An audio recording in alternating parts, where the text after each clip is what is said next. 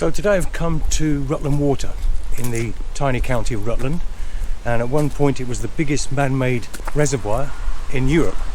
I'm going to take a look at Normanton Church, which was partially submerged when they flooded the village, when the reservoir was being created, but it was saved by surrounding it with concrete, and you can still enter the church to this day. So we're going to take a look.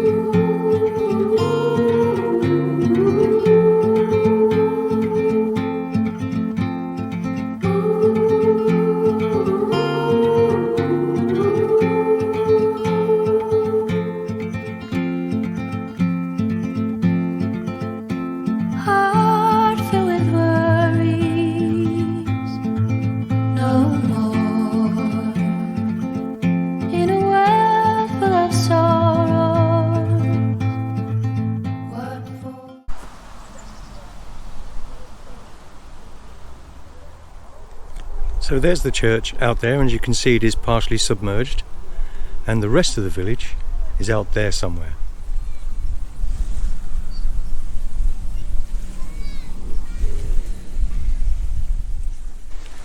Now I'm not entirely sure, but I believe the reservoir was opened in 1967, and we're getting closer to the church, so let's go and take a look, see if we can get inside.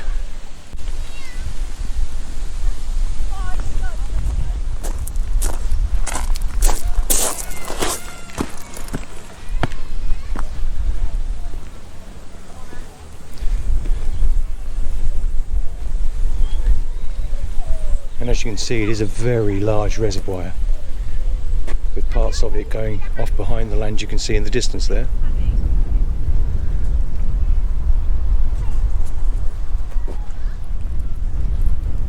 Now I have been in here in the past, quite a few years ago, but I have no idea, as this was a random decision, so I have no idea if we can still get in here.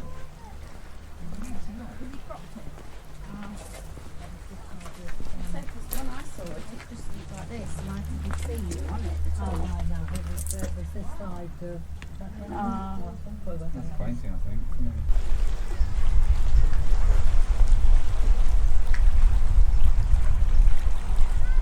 Unfortunately we can't go in there at the moment due to the circumstances, but it is set up and looks if it has some services in there. It's got all the chairs and everything, so I guess they still use it occasionally. Right, so as I said, I'm at Rutland Water, and I've met these two lovely young ladies. And you are? Oh, me? Yeah. I'm very windswept sculptress Joelle. Right. And here to take some photographs, because we've got the bird fair has gone virtual this year. Right. And I'm here to take photographs of some new bronzes fresh out for the bird fair. And what's the bird fair? The bird fair, oh, you must find out about the bird fair. It's normally it's an event which is held at near Oakham, actually on just off Rutland Water, to celebrate bird life and things, natural history. So there's people from all over the world come to show their companies, show their products, show where you can go and find great holidays to discover birds. Real birds, this is, yeah? Birds, feathery birds. Feathery and there's artworks. Yeah. There's artworks, there's a gallery marquee normally.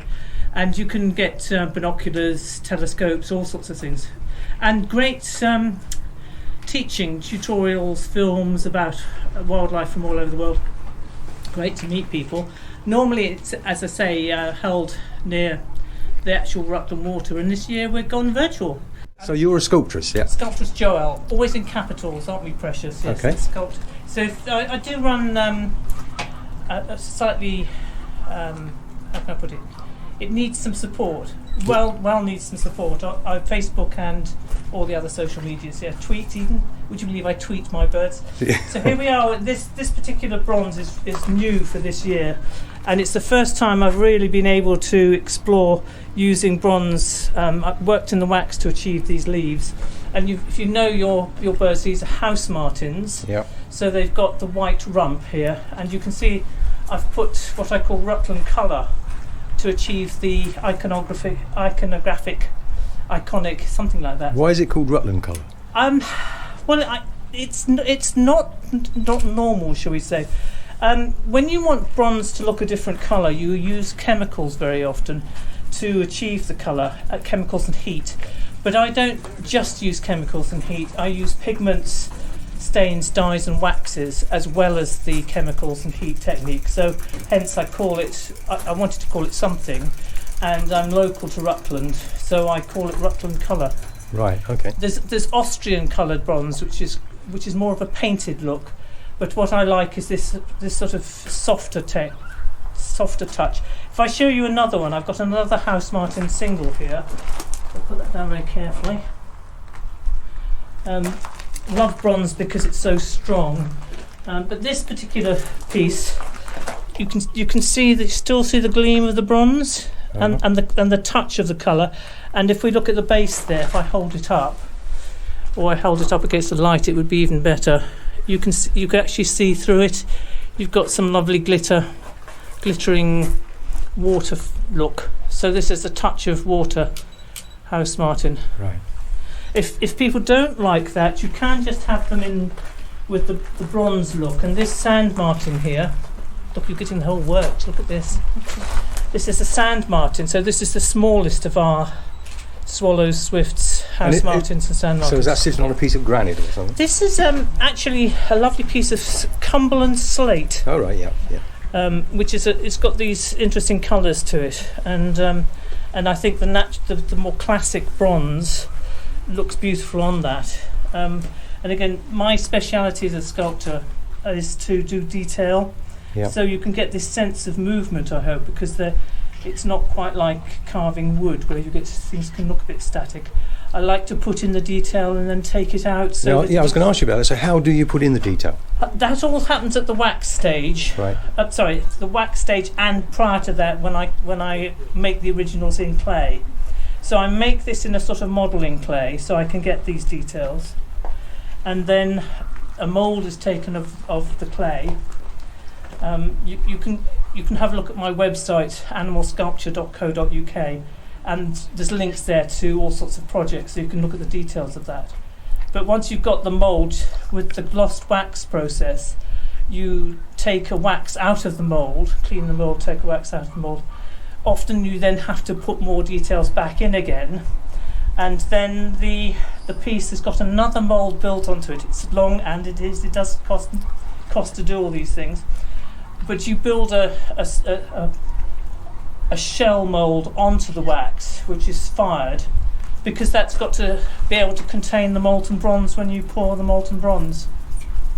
Yeah. And there you have a piece which is a sort of classic heritage piece of sculpture. And although I do the more complex pieces, I do things like the little wren, which you might have seen. Which is aimed to be more affordable for people. The other thing about I do have some little baby wrens, and they're under £200, but they're cast in Britain, and the skills involved in getting a good casting are considerable. Okay. So, and if your camera could do weights, you could feel that there's a lovely. My friend here was commenting on the weight of the bronze. There's a lovely weight to these bronzes. Where can people see you this year with your sculptures?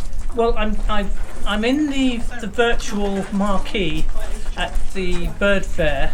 On the Bird Fair site, which you can Google and get to the Bird Fair site. Okay. But also, if you want to pick up threads, yes, do visit animalsculpture.co.uk, or check out Sculptors Joelle on Facebook and Twitter. Okay. And yes, I'd love to be in touch and to let people know about projects, and there's the extra special features like use of glass and other materials in amongst the sculpture. And I do portraits of animals, portraits of horses and dogs, so it'd be lovely to be in touch with people.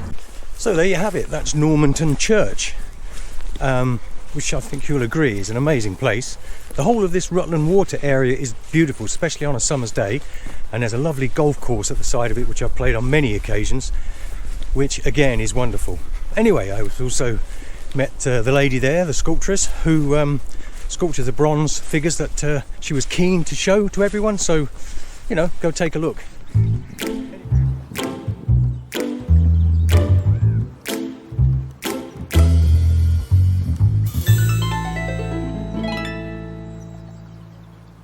I have just got drenched